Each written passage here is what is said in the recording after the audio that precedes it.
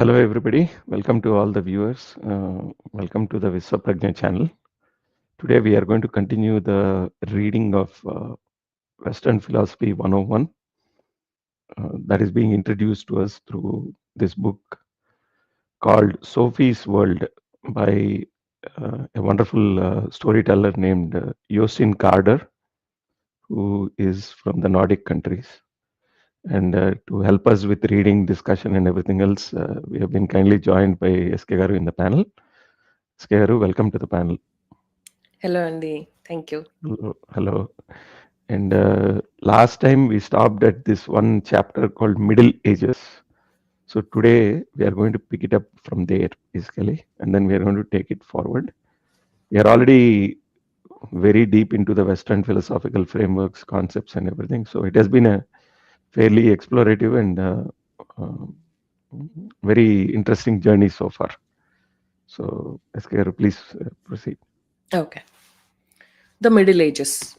Going only part of the way is not the same as going the wrong way. Okay. A week passed without Sophie hearing from Alberta Knox. There were no more postcards from Lebanon either, although she and Joanna still talked about the cards they found in the Major's cabin. Joanna had had the fright of her life, but as nothing further seemed to happen, the immediate terror faded and was submerged in homework and badminton. Sophie read Alberto's letters over and over, looking for some clue that would throw light on the Hilda mystery. Doing so also gave her plenty of opportunity to digest the classical philosophy. She has no longer had difficulty in distinguishing Democritus and Socrates, or Plato and Aristotle, from each other. On Friday, May 25th, she was in the kitchen fixing dinner before her mother got home. It was their regular Friday agreement. Today she was making fish soup with fish balls and carrots, plain and simple. Outside it outside it was becoming windy. As Sophie stood stirring the casserole, she turned toward the window. The birch trees were waving like corn stalks. Suddenly, something smacked against the window pane. Sophie turned around again and discovered a card sticking to the window. It was a postcard. She could read it through the glass. Hilda Moller Nag, care of Sophie Amundsen. She thought as much. She opened the window and took the card. It could hardly have blown all the way from Lebanon. This card was also dated June 15th. Sophie removed the casserole from the stove and sat down at the kitchen table. The card read, Dear Hilda, I don't know whether it will still be your birthday when you read this card. I hope so, in a way. Or at least that not too many days have gone by.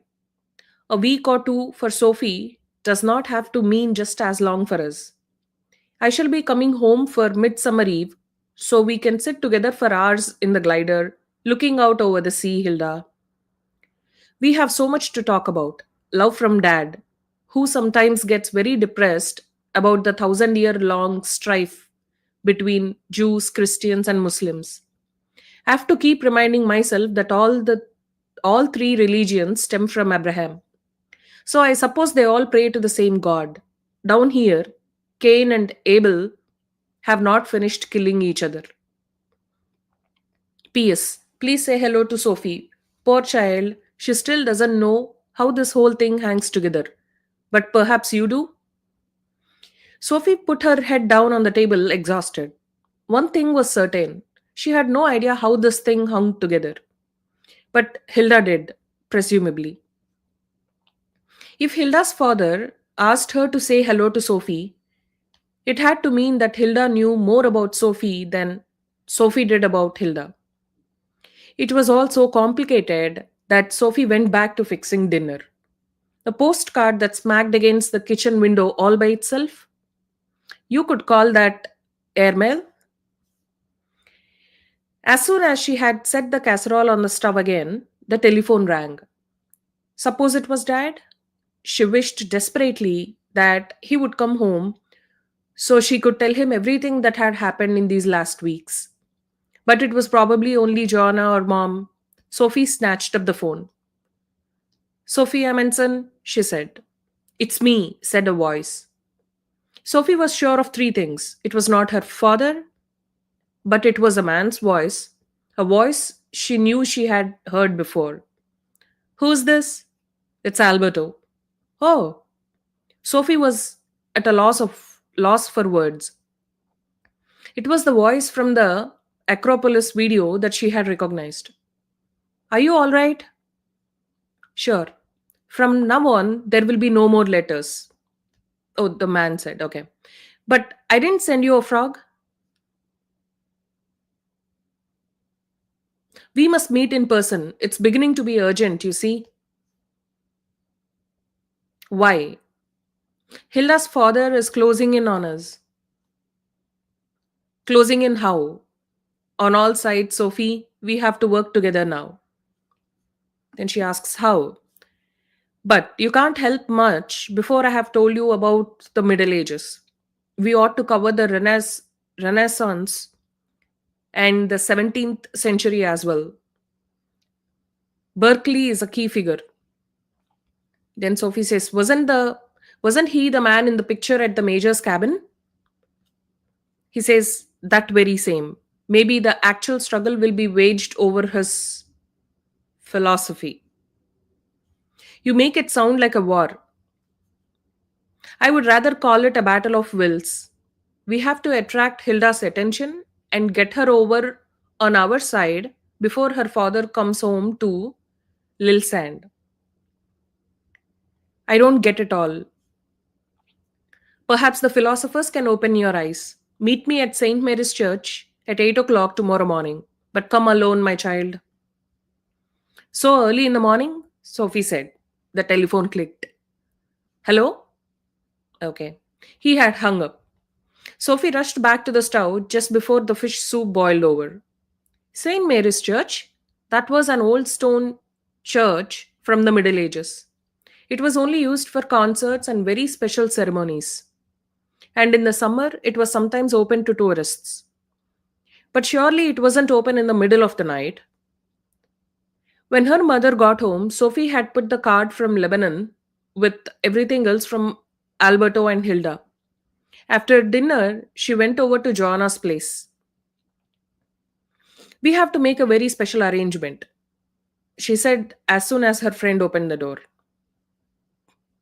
She said no more until Joanna had closed her bedroom door. It's rather problematic, Sophie went on. Then she says, spit it out. Okay, I'm going to have to tell mom that I'm staying the night here. Joanna said, great. But it's only something I'm saying. You see, I've got to go somewhere else.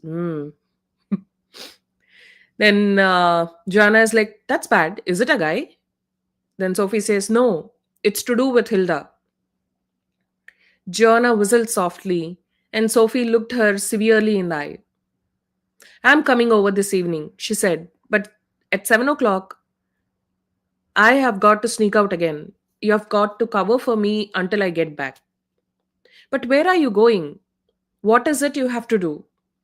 Sorry, my lips are sealed. Sleepovers were never a problem. On the contrary, almost. Sometimes, Sophie got the impression that her mother enjoyed having the house to herself. You'll be home for breakfast, I suppose? Was her mother's only remark as Sophie left the house. If I'm not, you know where I am, Sophie said. Okay. What on earth made her say that? It was the 1 week spot. 1 week spot. Sophie's visit began like any other sleepover, with talk until late into the night. The only difference was that when they finally settled down to sleep at about 2 o'clock, Sophie set the alarm clock to 6:15. 5 hours later, Joanna woke briefly as Sophie switched off the buzzer. Take care, she mumbled. Then Sophie was on her way. St. Mary's Church lay on the outskirts of the old part of town. It was several miles walk away, but even though she had only slept for a few hours, she felt wide awake. It was almost 8 o'clock when she stood at the entrance to the old stone church. Sophie tried the massive door. It was unlocked. Inside the church, it was as deserted and silent as the church was old. A bluish light filtered in through the stained glass windows, revealing a myriad of tiny particles of dust hovering in the air. It's myriad. Myriad. Okay. Myriad of tiny particles of dust hovering in the air. The dust seemed to gather in thick beams this way. Uh, the dust seemed to gather in thick beams this way and that inside the church. Sophie sat on one of the benches in the center of the nave, staring toward the altar at an old crucifix painted with muted colors. Some minutes passed. Suddenly, the organ began to play. Sophie dared not look around. It sounded like an ancient hymn, probably from the Middle Ages. There was silence again. Then she heard footsteps approaching from behind her. Should she look around? She chose instead to fix her eyes on the cross.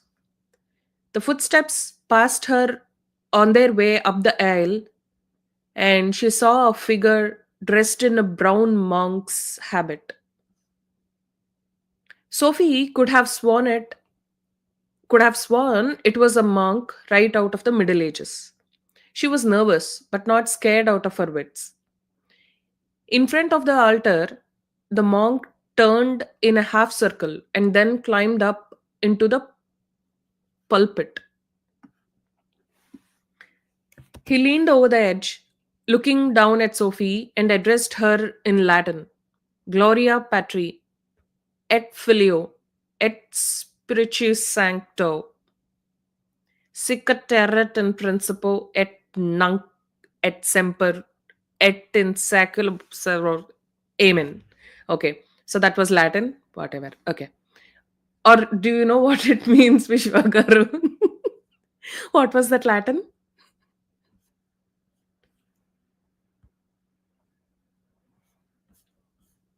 Hang on. No, no. I think it's some kind of welcome to the church kind of thing in Latin. Oh, You know. okay. So let me translate. I mean, I'm sure at some point she'll ask, and then Yeah, the yeah. guy will Okay. Let's see. the Yeah. guy will tell. Yeah. Yeah. So that was some Latin, which said amen finally. Okay. Talk sense, silly. Sophie burst out. Her voice resounded all around the old stone church. Although she realized that the monk had to be Alberto Knox, she regretted her outburst in this venerable place of worship. But she had been nervous, and when you're nervous, it's comforting to break all taboos.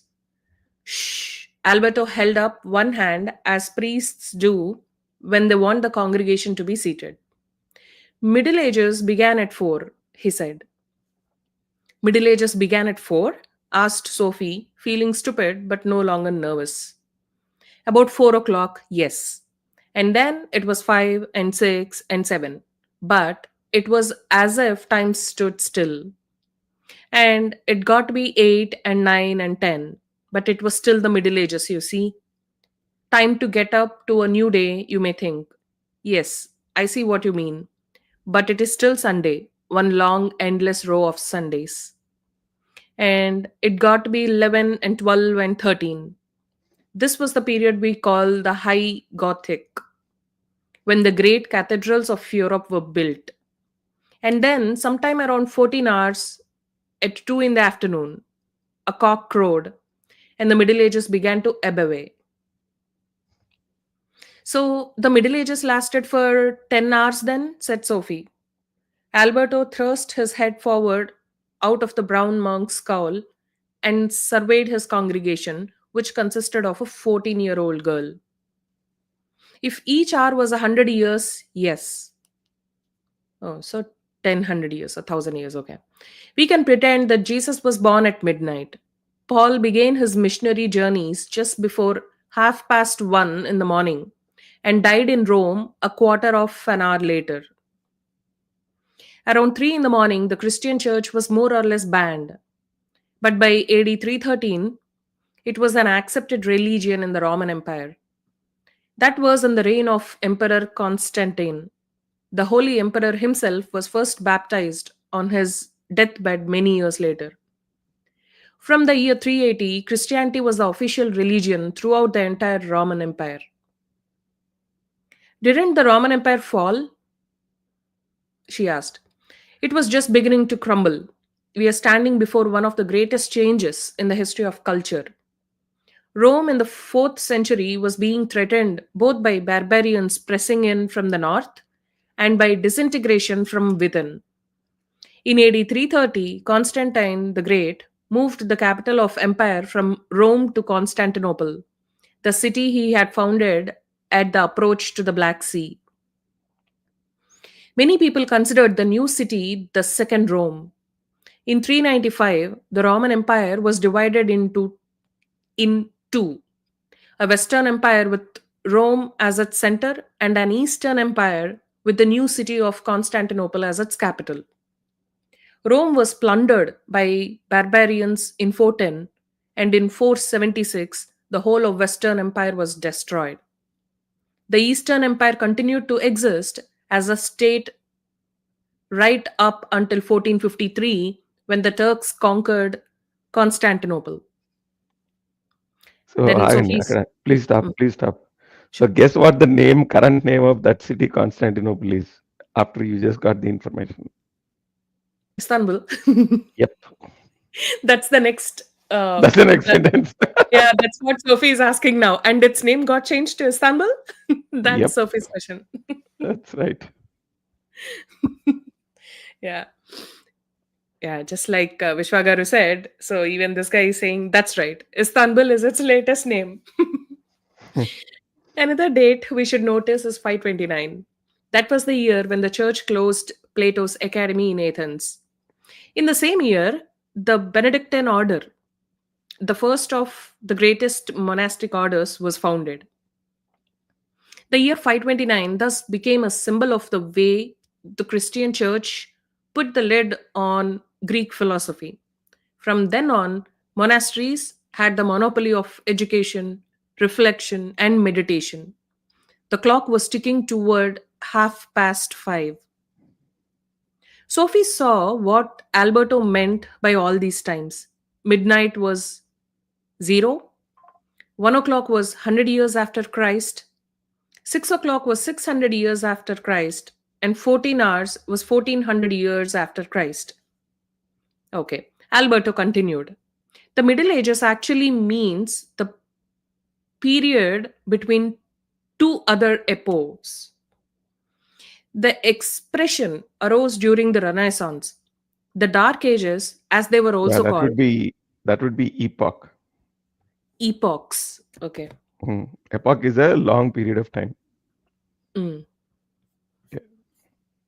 We use this website, Epoch Time Converter, Oh, Epoch. okay. Yeah. So it gives the whole, the milliseconds kind of timestamp.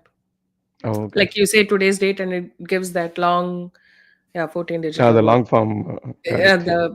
the whole millisecond number. Got it. Yeah, the number of the millisecond. Yeah. Right. Epochs. Okay. The expression arose during the Renaissance.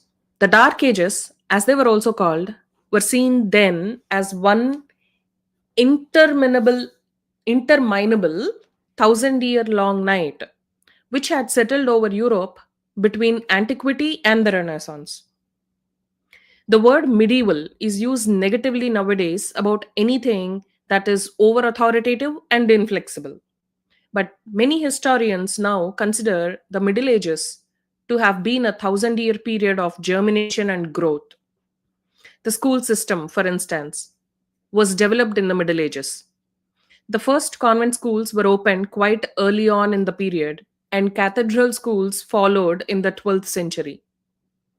Around the year 1200, the first universities were founded, and the subjects to be studied were grouped into various faculties, just as they are today. 1,000 years is a really long time, said Sophie. Yes, but Christianity took time to reach the masses.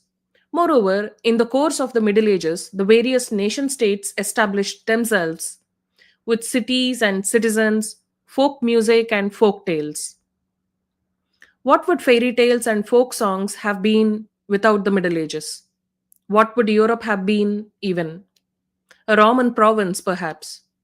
Yet, the resonance in such names as England, France, or Germany is the very same boundless deep we call the Middle Ages. There are many shining fish swimming around in those depths, although we do not always catch sight of them. Snorri lived in the Middle Ages. So did Saint Olaf and Charlemagne. Charlemagne. Okay, names.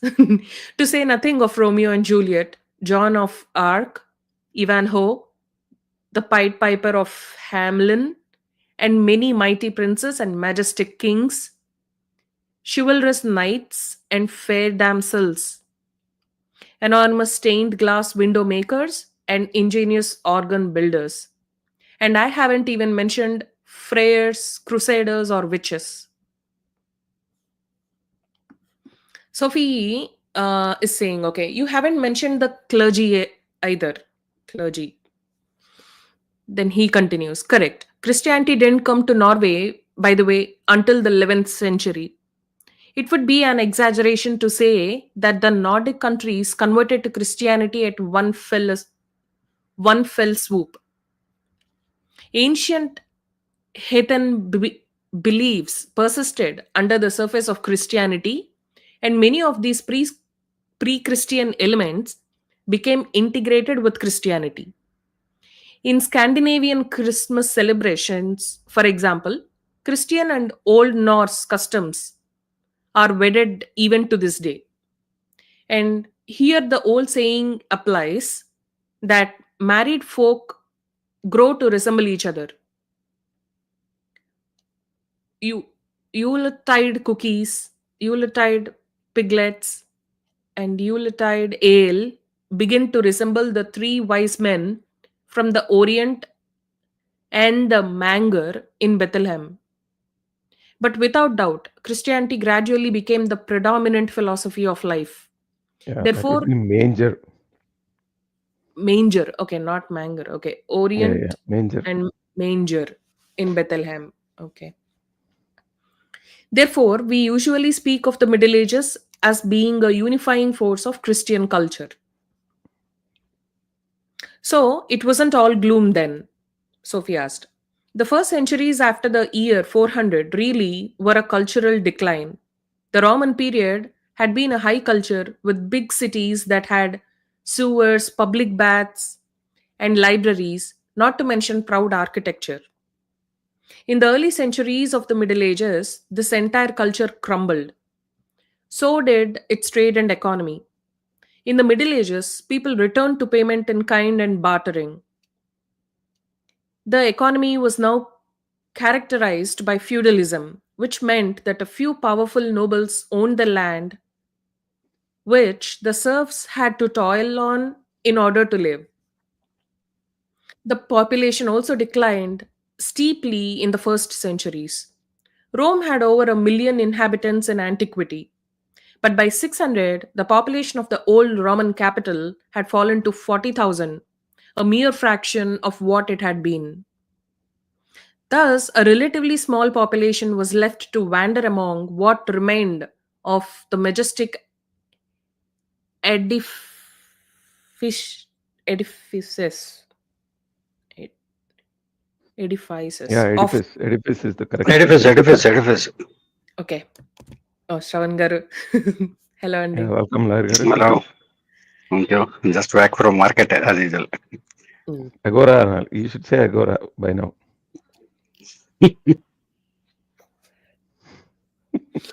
Okay. Thus, a relatively small population was left to wander among what remained of the majestic edifices of the city's former glory. When they needed building materials, there were plenty of ruins to supply them. This is naturally a source of great sorrow to present day archaeologists Who would rather have seen medieval man leave the ancient monuments untouched? It's easy to know better after the fact, said Sophie.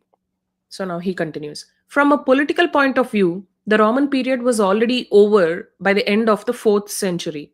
However, the Bishop of Rome became the supreme head of the Roman Catholic Church. He was given the title Pope, in Latin Papa, which means what it says, and gradually became looked upon as Christ's deputy on earth. Rome was thus the Christian capital throughout most of the medieval period. But as the kings and bishops of the few nation states became more and more powerful, some of them were bold enough to stand up to the might of the church. Then she's saying now, you said the church closed Plato's academy in Athens. Does that mean that all the Greek philosophers were forgotten? Now he's continuing. Not entirely. Some of the writings of Aristotle and Plato were known. But the old Roman Empire was gradually divided into three different cultures. In Western Europe, we had a Latinized Christian culture with Rome as its capital. In Eastern Europe, we had a Greek Christian culture with Constantinople as its capital. This city began to be called by its Greek name B- Byzantium. Yeah, Byzantium or Byzantium. Yeah, Byzantium. yeah. Okay. Named after it is the Which Byzantine Empire. Byzantine Empire, yes, sir.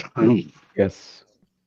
Even even now Pope's office is called the something De Papa under Yeah, even today. correct. Anyway, Actually, in English it's called Papal Office translation. yes, papal. It's called papacy. Papacy. Yeah, it is called papacy. Yeah, Papa is father kada. See, all father. Yep. Byzantium. Okay. We therefore speak of the Byzantine Middle Ages as opposed to the Roman Catholic Middle Ages. However, North Africa and the Middle East had also been part of the Roman Empire. This area developed during the Middle Ages into an Arabic speaking Muslim culture. Hmm. Okay. After the death of Muhammad in 632, both the Middle East and North Africa were won over to Islam. Shortly thereafter, Spain also became part of the world of Islamic culture. Islam adopted Mecca, Medina, Jerusalem, and Baghdad as holy cities. From the point of view of cultural history, it is interesting to note that the Arabs also took over the ancient Hellenistic city of Alexandria. Thus, much of the old Greek science was inherited by the Arabs. All through the Middle Ages, the Arabs were predominant high sciences such as mathematics, chemistry, astronomy, and medicine. Nowadays, we still use Arabic figures. In a number of areas, Arabic culture was superior to Christian culture.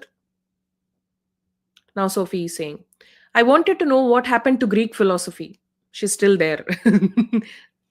Okay. I wanted to know what happened to Greek philosophy. Now, he continues. Can you imagine a broad river that divides for a while into three different streams before it once again becomes one great wide river? She's saying yes. And then he continues. Then you can also see how the Greco Roman culture was divided but survived through the three cultures: the Roman Catholic in the West, the Byzantine in the East, and the Arabic in the South. Although it's greatly oversimplified, we could say that Neoplatonism was handed down in the West, Plato in the East, and Aristotle to the Arabs in the South. But there was also something of them all in all three streams. Mm-mm. But there was also something of them all in all three streams. The point is that at the end of the Middle Ages, all three streams came together in northern Italy. The Arabic influence came from the Arabs in Spain, the Greek influence from Greece, and the Byzantine Empire. And now we see the beginning of Renaissance, the rebirth of antique culture. In one sense, antique culture had survived the Dark Ages. Sophie is saying, okay, I Outstanding, see. outstanding, outstanding analysis. Mm.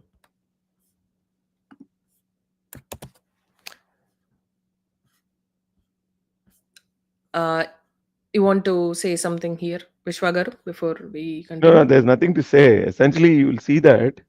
Just imagine the time period that these ideas survived 1,000 years, Mm. right? I would argue that instead of shutting down these schools of Plato and everything, if they had continued the thought process, the ideas could have died. Mm. The only way to kill an idea is to come up with a better idea. If you shut down the people that have that idea, then that idea will survive. You see? So, Correct. the Indian method, the Shastrartha, is the only way to kill an idea, basically. Otherwise, 1,000 years, 5,000 years, it doesn't matter. The idea will remain. And here is an example of it. So, when Jostein says the ancient ideas survived the Dark Ages never try to contradict the ideas or come up with better ideas. They just shut them down, basically, right? And all you have to do is just somebody to open the box and then they'll come out again. Mm. So neither criticism nor shutting down will help. I hope people understand that. Correct.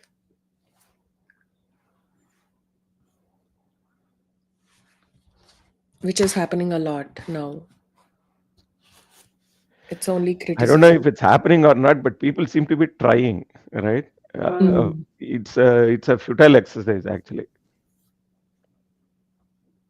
Hmm.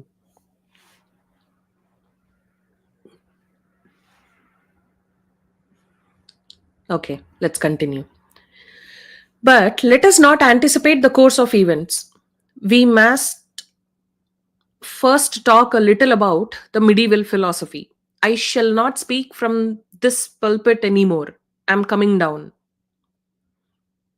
Sophie's eyes were heavy from too little sleep. When she saw the strange monk descending from the pulpit of St. Mary's Church, she felt as if she were dreaming. Alberto walked toward the altar rail. She looked up at the altar with its ancient crucifix. Then he walked slowly toward Sophie. He sat down beside her on the bench of the pew. It was a strange feeling being so close to him. Under his scowl, Sophie saw a pair of deep brown eyes. They belonged to a middle aged man with dark hair and a little pointed beard. Who are you? She wondered. Why have you turned my life upside down? We shall become better acquainted by and by, he said, as if he had read her thoughts. As they sat there together, with the light that filtered into the church through the stained glass windows becoming sharper and sharper, Albert and Knox began to talk about medieval philosophy. The medieval philosophers took it almost for granted that Christianity was true, he began. The question was whether we must simply believe the Christian revelation or whether we can approach the Christian truths with the help of reason. What was the relationship between the Greek philosophers and what the Bible said? Was there a contradiction between the Bible and reason? Or were belief and knowledge compatible? Almost all medieval philosophy centered on this one question. Sophie nodded impatiently. She had been through this in her religion class. We shall see how the two most prominent medieval philosophers dealt with this question. And we might as well begin with St. Augustine, who lived from 354 to 430. In this one person's life, we can observe the actual transition from late antiquity to the early Middle Ages. Augustine was born in the little town of Tagaste in North Africa. At the age of 16, he went to Carthage to study. Later, he traveled to Rome and Milan and lived the last years of his life in the town of Hippo, a few miles west of Carthage. However, he was not a Christian all his life. Augustine examined several different religions and philosophies before he became a Christian. Then she's asking, could you give some examples? Then he continues. For a time, he was a Manichaean. Manichaean. Manichaean. Okay. For a time, he was a Manichaean. The Manichaeans were a religious sect that was extremely characteristic of late antiquity. Their doctrine was half religion and half philosophy, asserting that the world consisted of a dualism of good and evil, light and darkness, spirit and matter. With this spirit, mankind could rise above the world of matter and thus prepare for the salvation of his soul. But this sharp division between good and evil gave the young Augustine no peace of mind. He was completely preoccupied with what we like to call the problem of evil. By this, we mean the question of where evil comes from. By this, we mean the question of where evil comes from. For a time, he was influenced by Stoic philosophy, and according to the Stoics, there was no sharp division between good and evil. However, his principal leanings were toward the other significant philosophy of late antiquity, Neoplatonism. Here, he came across the idea that all existence is divine in nature. Then Sophie is asking, so he became a Neoplatonic bishop? He continues, yes, you could say that. He became a Christian first, but the Christianity of St. Augustine is largely influenced by Platonic ideas. And therefore, Sophie, therefore, you have to understand that there is no dramatic break with Greek philosophy the minute we enter the Christian Middle Ages. Hmm. Much of Greek philosophy was carried over to the New Age through fathers of the church like Saint Augustine. Now she is asking, do you mean that Saint Augustine was half Christian and half Neoplatonist? He continues, he himself believed that he was 100% Christian, although he saw no real contradiction between Christianity and the philosophy of Plato. For him, the similarity between Plato and the Christian doctrine was so apparent that he thought Plato must have had knowledge of Old Testament. This, of course, is highly improbable. Improbable. Let us rather say that it was Saint Augustine who Christianized Plato. Convenience. Okay, now she's saying, okay, so he didn't turn his back on everything that had to do with philosophy when he started believing in Christianity? He continues, no, but he pointed out that there are limits to how far reason can get you in religious questions. Christianity is a divine mystery that we can only perceive through faith. But if we believe in Christianity, God will illuminate the soul so that we experience a sort of supernatural knowledge of God. St. Augustine had felt within himself that there was a limit to how far philosophy could go. Not before he became a Christian did he find peace in his own soul. Our heart is not quite until is our Wait, wait, heart is wait, SK Garu, 1 second. Sir, lawyer Garu, we heard something like this earlier also, right? Reason can only take you so far. Without faith, you will not be able to understand the full import of it. Mm, There is an Indian philosophy like that also. We'll come to it in the end. mm. Yeah, please go ahead. Our heart is not quiet until it rests in thee, he writes. I don't quite understand how Plato's ideas could go together with Christianity, Sophie objected. What about the eternal ideas? He continues.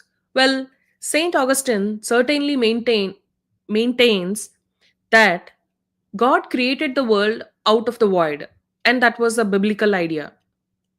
The Greeks preferred the idea that the world had always existed, but St. Augustine believed that before God created the world, the ideas were in the divine mind.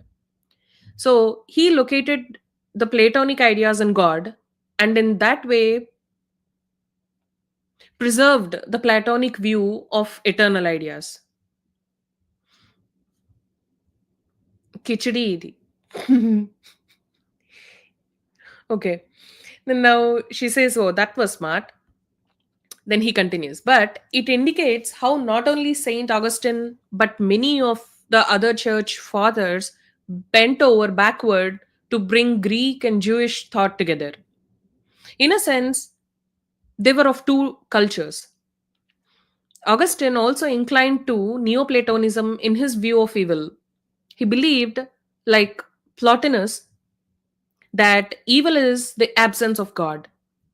Evil has no independent existence, it is something that is not.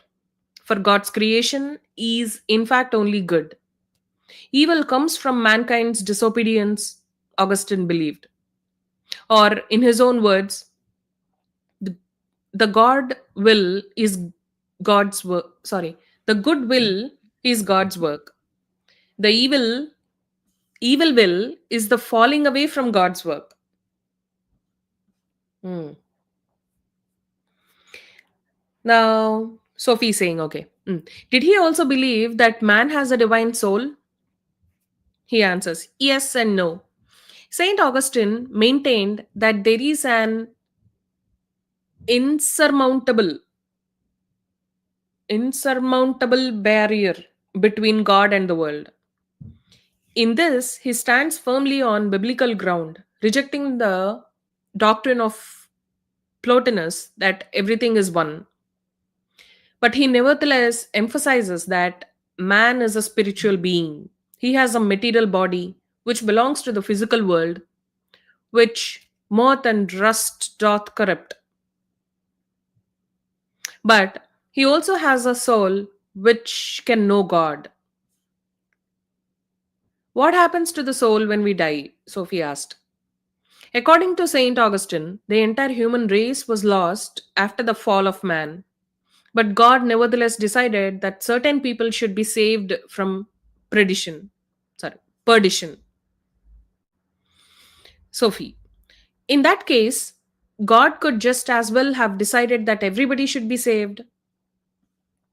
He continues, as far as that goes, St. Augustine denied that man has any right to criticize God, referring to Paul's epistle to the Romans. O man, who art thou that replies? Against God? Shall the thing formed say to him that formed it, why hast thou made me thus? Or hath not the potter power over the clay of the same lump to make one vessel unto honor and another unto dishonor?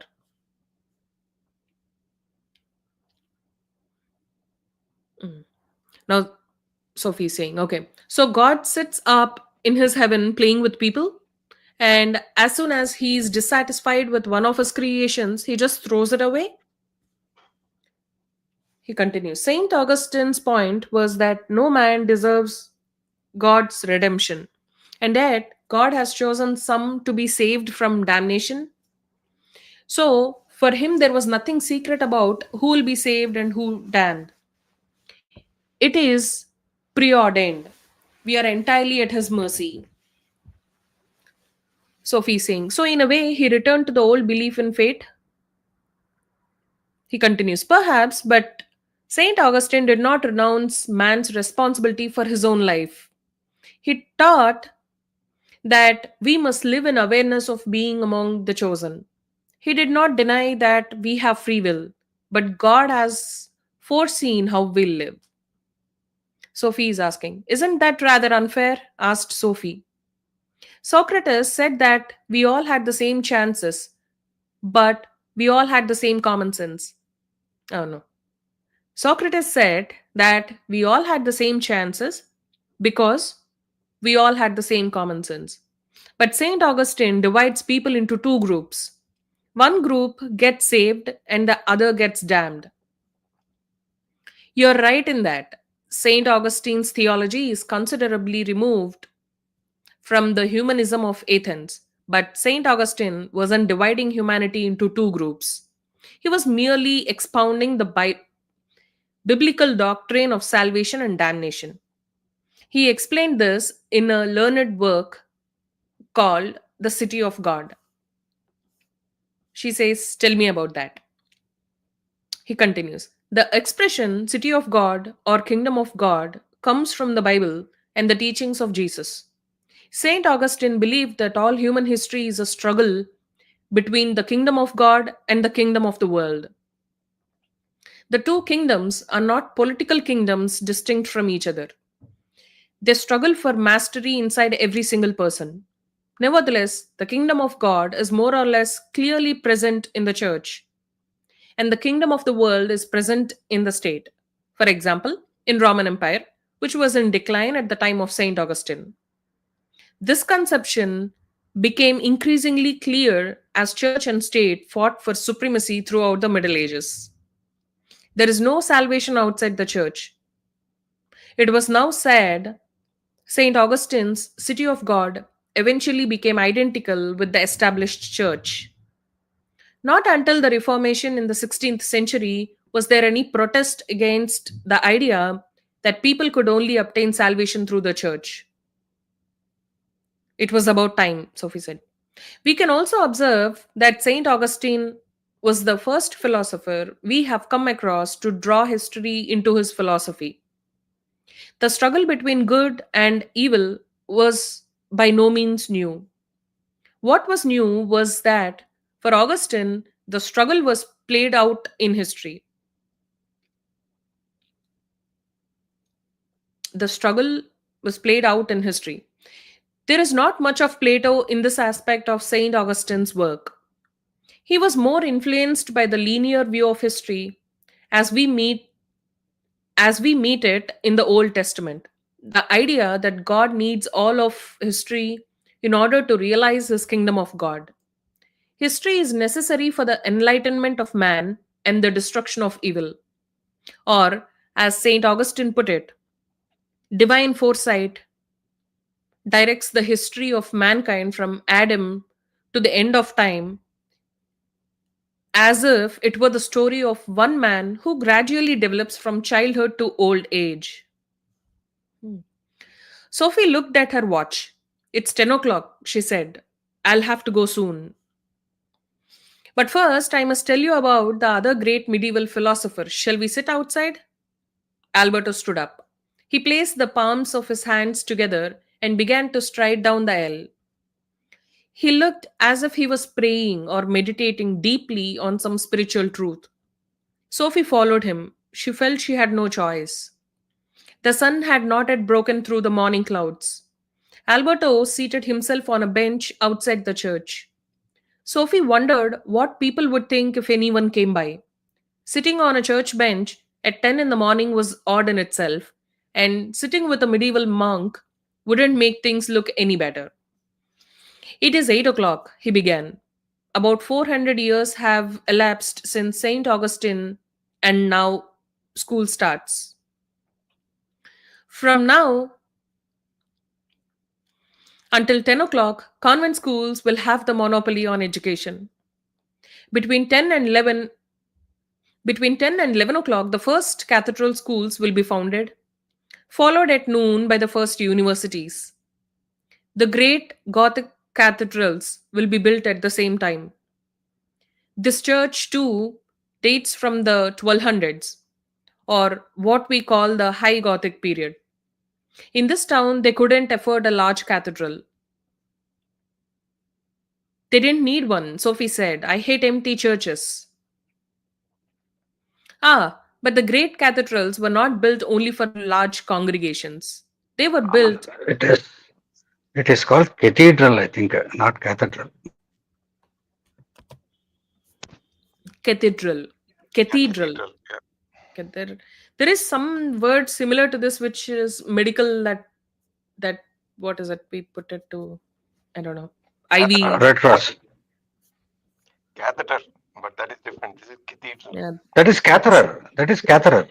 cathedral. Catheter Oh, is different. Ah. mm. So this Catheter. is cathedral. Cathedral is correct. That's okay though. It's all Mm. Okay. Yeah, they didn't need one, Sophie said. I hate empty churches. Then he continues. Ah, but the great cathedrals were not built only for large congregations. They were built to the glory of God and were in themselves a kind of religious celebration. However, something else happened during this period which has special significance for philosophers like us. Alberto continued. The influence of the Arabs of Spain began to make itself felt. Throughout the Middle Ages, the Arabs had kept the Aristotelian tradition alive. And from the end of the 12th century, Arab scholars began to arrive in northern Italy at the invitation of the nobles. Many of Aristotle's writings thus became known and were translated from Greek and Arabic into Latin. This created a new interest in the natural sciences and infused new life into the question of the Christian revelations relationship to Greek philosophy. Aristotle could obviously no longer be ignored in the matters of science, but when should one attend to Aristotle the philosopher and when should one stick to the Bible? Do you see?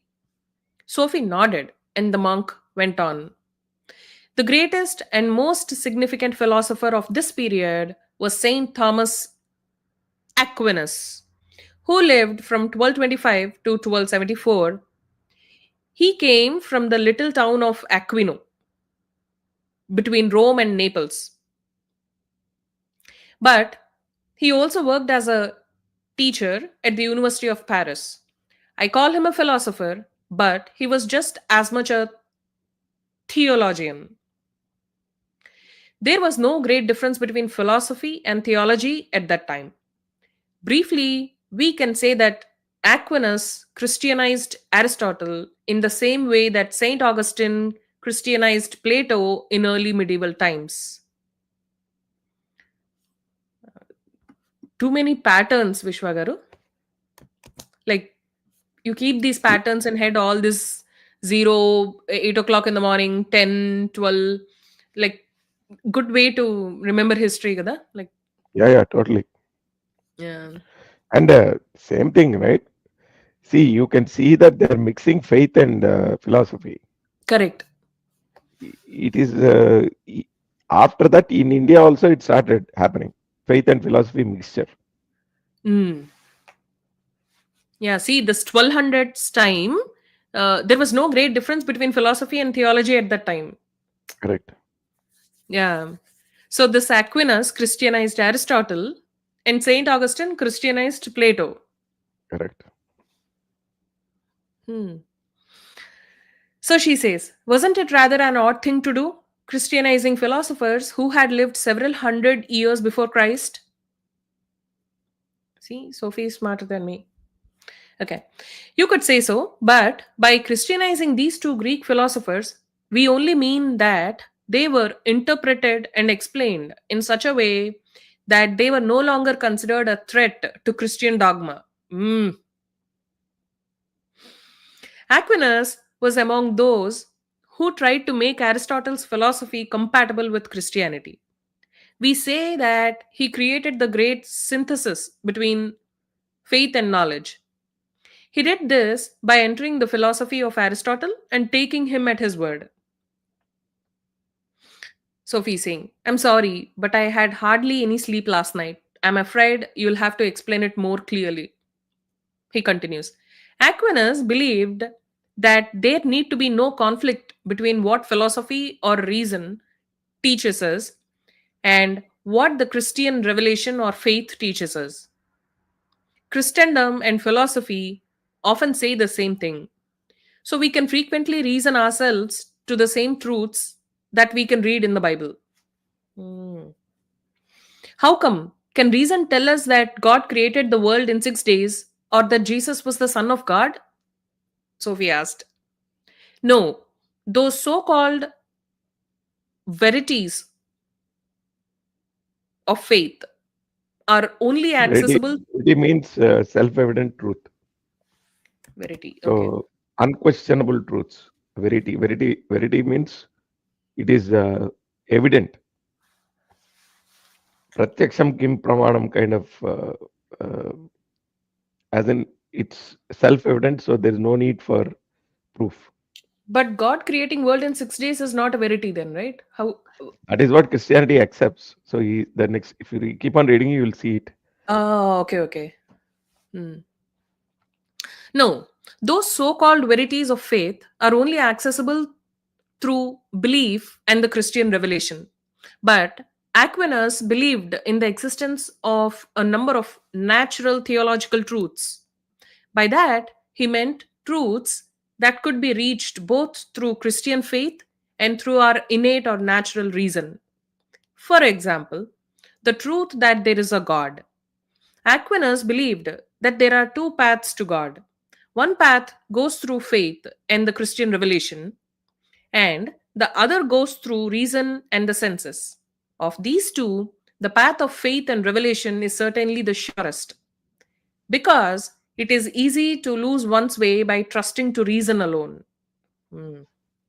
But Aquinas' point was that there need not be any conflict between a philosopher like Aristotle and the Christian doctrine. Sophie is asking now. So we can take our choice between believing Aristotle and believing the Bible? She asked. He continues. Not at all. Aristotle goes only part of the way because he didn't know of the Christian revelation. But going only part of but by going only part of the way is not the same as going the wrong way. Idi mana subtitle of the chapters, idi subtext. Exactly. So The chapter is all about this.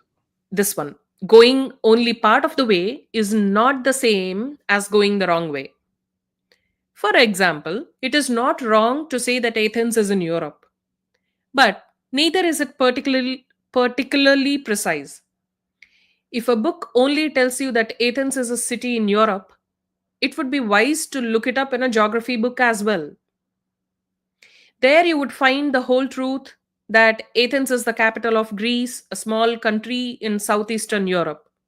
If you are lucky, you might be told a little about the Acropolis as well, not to mention Socrates, Plato, and Aristotle.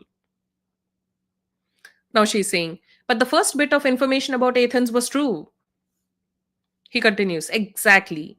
Aquinas wanted to prove that there is only one truth. So when Aristotle shows us something our reason tells us is true, it is not in conflict with Christian teaching. We can arrive successfully at one aspect of the truth with the aid of reason and the evidence of our senses. For example, the kind of truths Aristotle refers to when he describes the plant and the animal kingdom. Another aspect of truth is revealed to us by God through the Bible. But the two aspects of the truth overlap at significant points. There are many questions about which the Bible and reason tell us exactly the same thing. Like there being a God? She asked. He continues. Exactly. Aristotle's philosophy also presumed the existence of a God or a formal cause, which sets all natural processes going. But he gives no further description of God.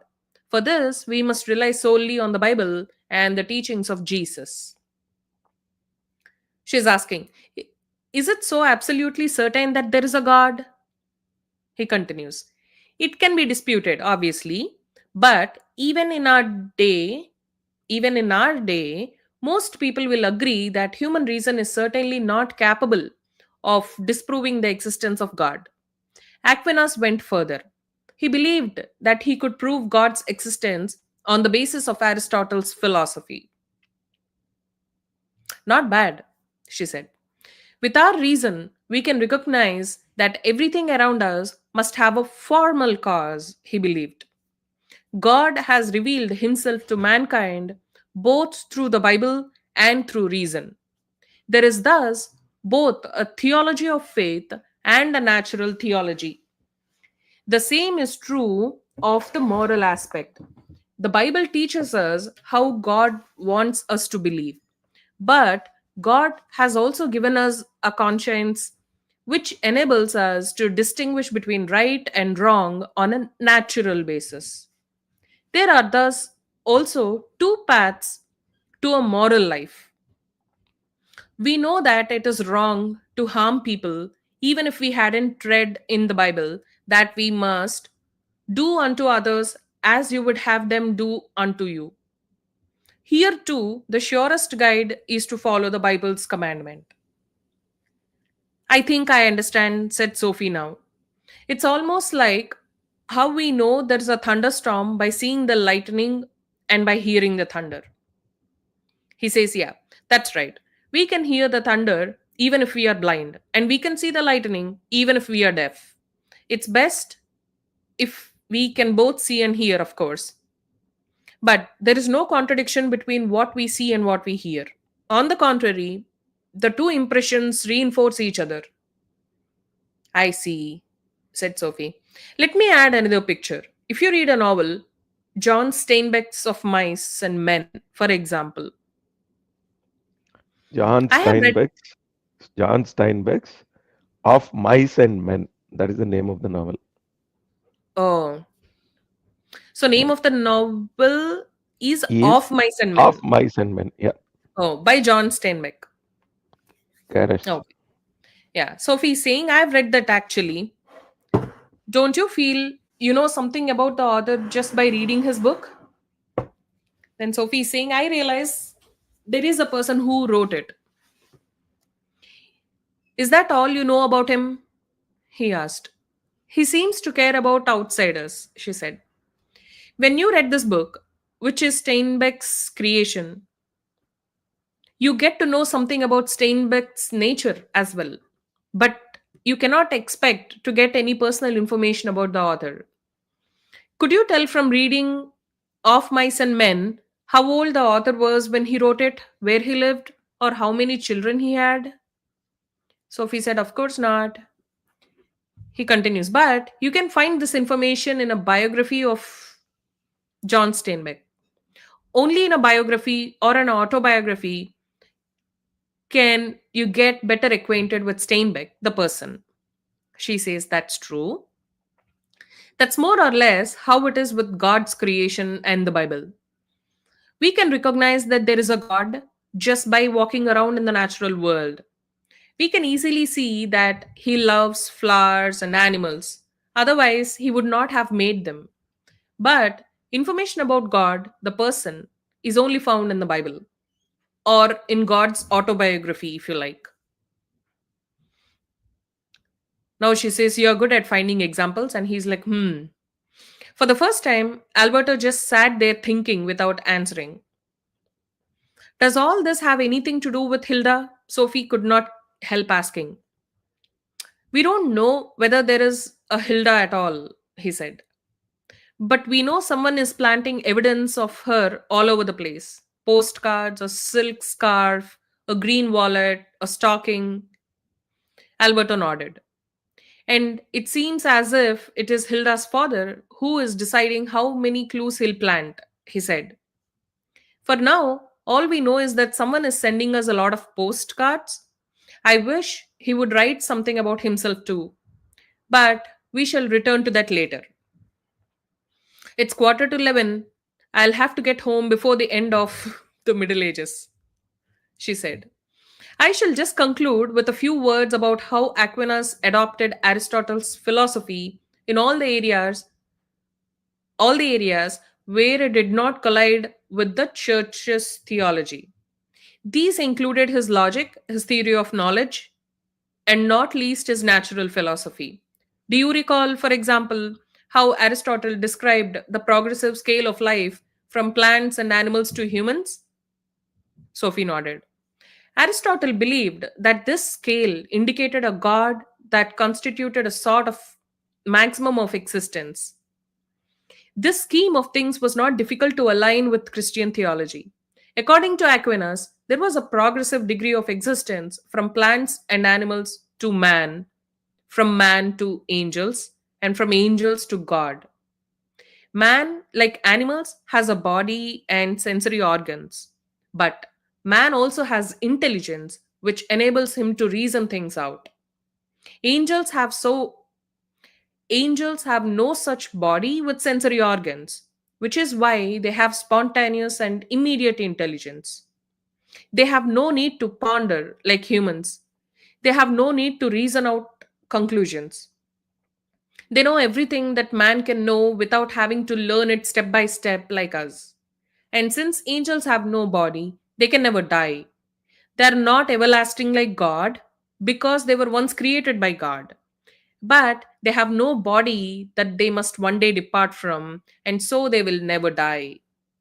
Now, Sophie is saying that sounds lovely. But up above the angels, God rules, Sophie. He can see and know everything in one single coherent vision.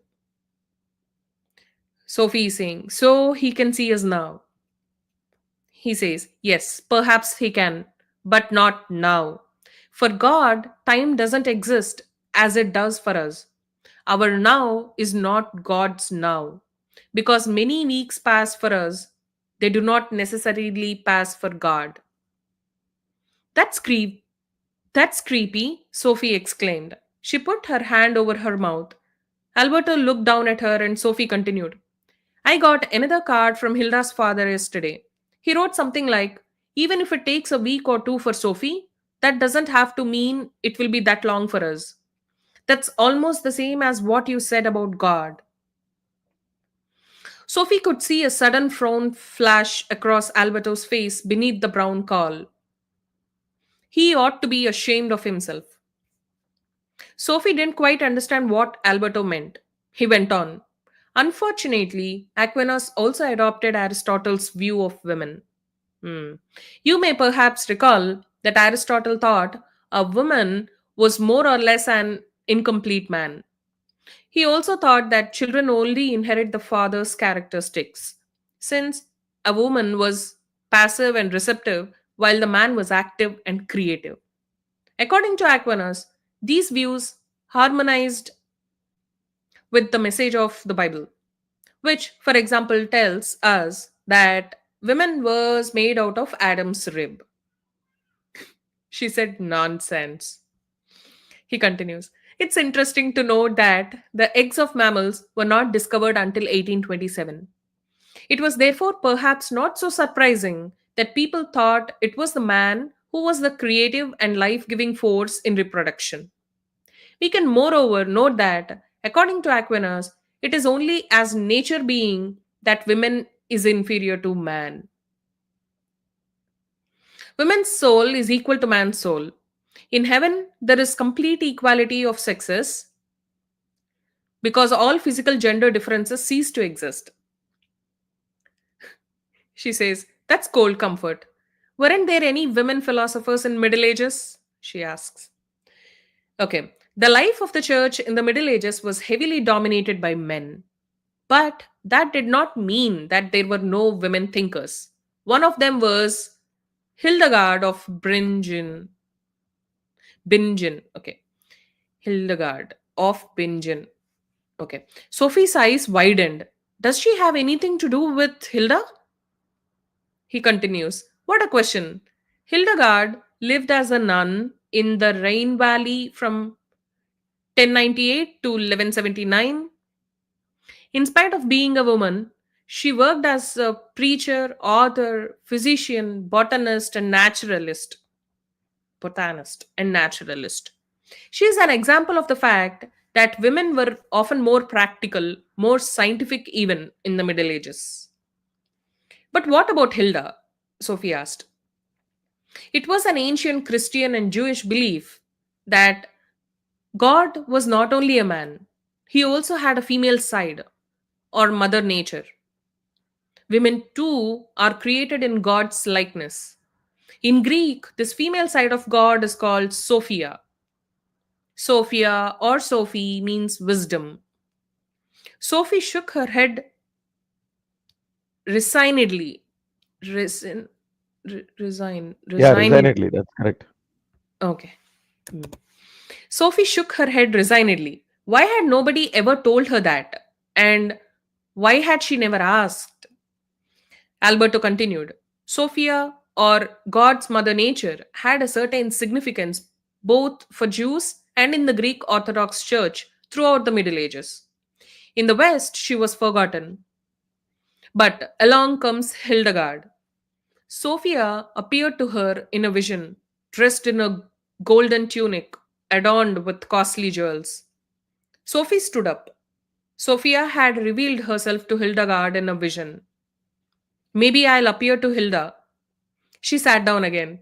For the third time, Alberto laid his hand on her shoulder. That is something we must look into. But now it is past 11 o'clock. You must go home, and we are approaching a new era. I shall summon you to a meeting on the Renaissance. Hermes will come get you in the garden. With that, the strange monk rose and began to walk toward the church. Sophie stayed where she was, thinking about Hildegard and Sophia, Hilda and Sophie.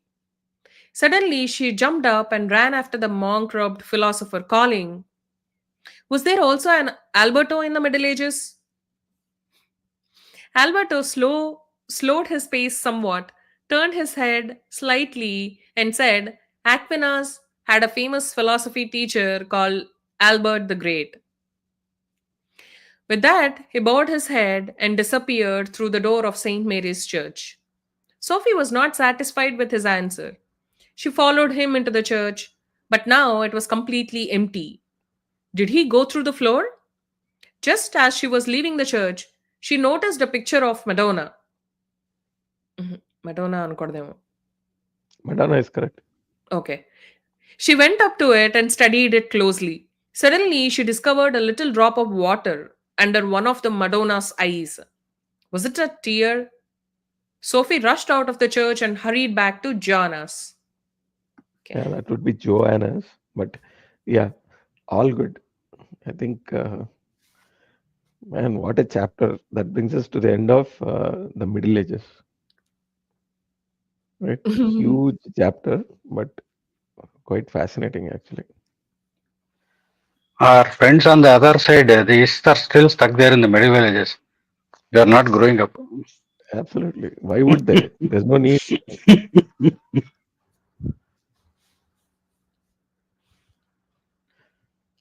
There's no need because on one hand there is oil to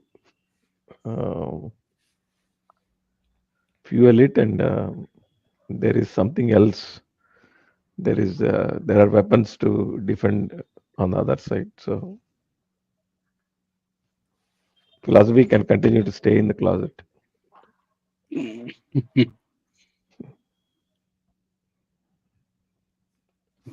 no Yeah. Shiksha, no Dhavali. Nobody's Yeah. here. Today everybody seems to be busy. But this chapter, we couldn't have got through it without SKR's effort, and more importantly, it's such a long chapter. So lot of discussion points, because the thing is, there are still, as Lager pointed out, we are living some of these ideas even today.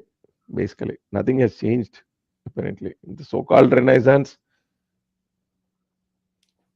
did not completely dismiss a lot of these ideas.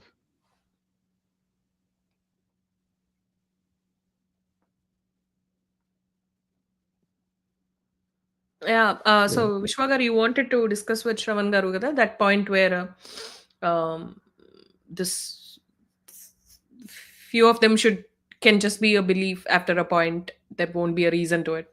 Or that. Yeah. So there is the whole combining of the philosophy with faith. You know, and saying that there is no, without faith, your reasoning is incomplete. Absolutely. You cannot explain everything. You cannot put logic to everything. It's not possible. And that situation does exist. Yeah, but there was one philosophy that we extensively discussed where it said very clearly, you need bhakti in order to, what do you call, without bhakti, the rest of the yogas are incomplete. Right? and that is Right. yeah, You're quoting so Bhagavad Gita in that case. yeah, not Bhagavad Gita. There is a Madhva philosophy which said without bhakti it's impossible. Leave that philosophy aside. Not for us. Not exactly. That is So difficult it is to the shove it down exact the same throat. thing with this. What is that? The, whatever that guy is. What Aquinas or Aquinas, right? The latest guy Hmm.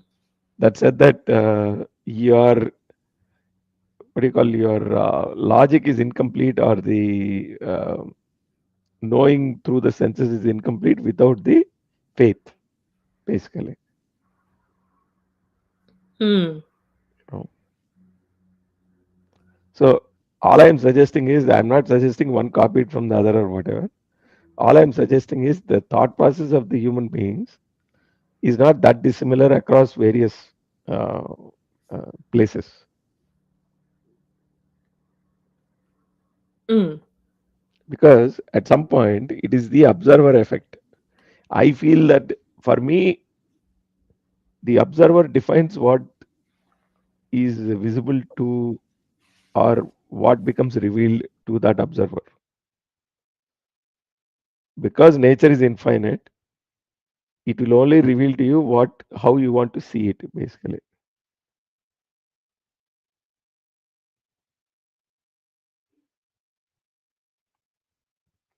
The limitation is not set by, it is not nature's limitation, but it is the observer's limitation that defines how you interpret nature.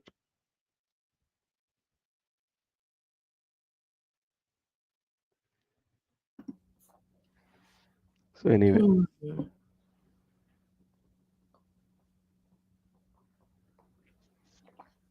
VSM అంటే మా విశ్వనాథ్ సత్యనారాయణమూర్తి గారు కదా. ఆయన reading yeah, ఎక్కడ yeah. చేస్తున్నారు ఆయన? ESM is Vishwanath Garu. He said he might come in one of the Ah, hours. Oh, he okay, from okay. this week Got it. he, yeah, Hmm. just like me, learning English. Hmm. Not just So is English, everybody else. the philosophy, forget about the English part. You can read anything to learn English. But this philosophy is next level in the sense that I'll tell you, eh, there are a lot of there's a lot of Western thinking that is influenced by these philosophies even till today. How do you, nature is infinite. Infinite is relative, but there is the infinite and then the relative infinite. Sai garu, Uh, relative I'll give you infinite is, another yeah, explanation. yeah, What is infinite? Infinite is something which you cannot measure. It is your incapability to measure it. correct.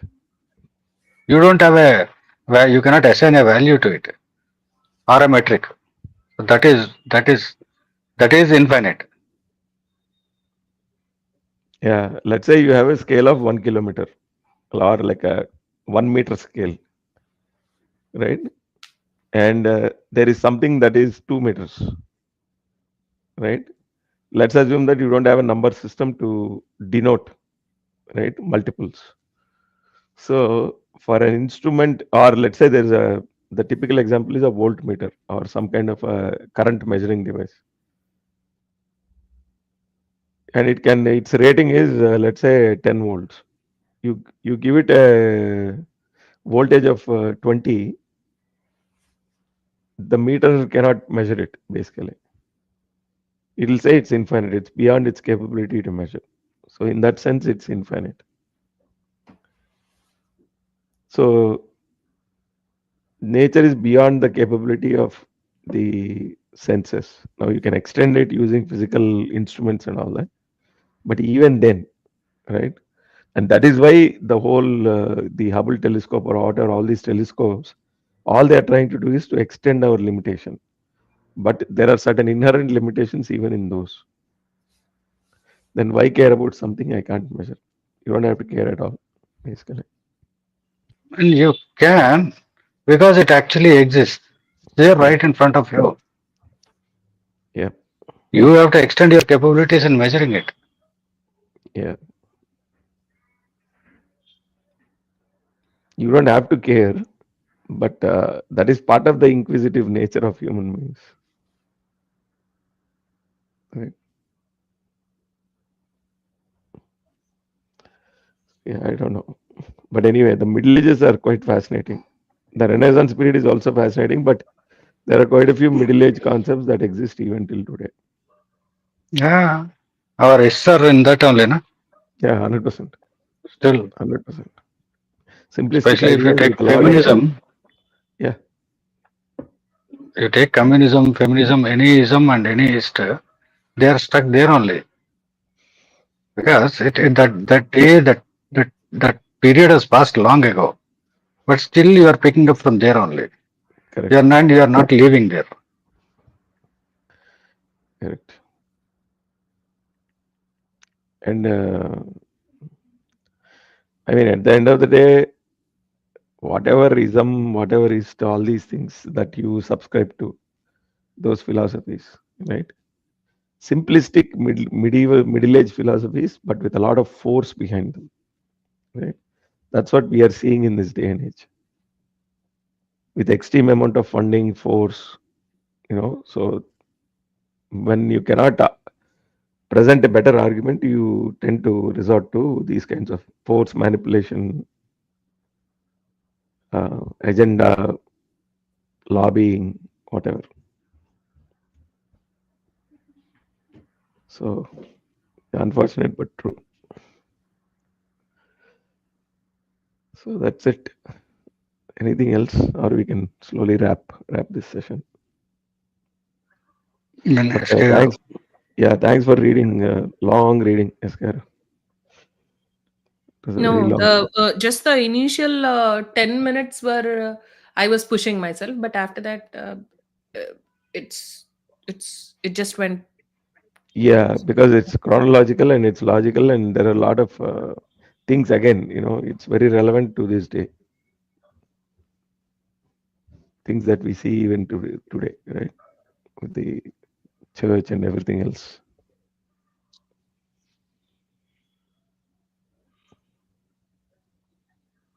So the Renaissance is the next chapter. I'm sure it'll be equally interesting. So with that, we'll close this session. Thanks to SK Garu and Laha Garu for participating, and everybody in the comments. And whoever else sees the stream later, please like the video and please subscribe. Thank you.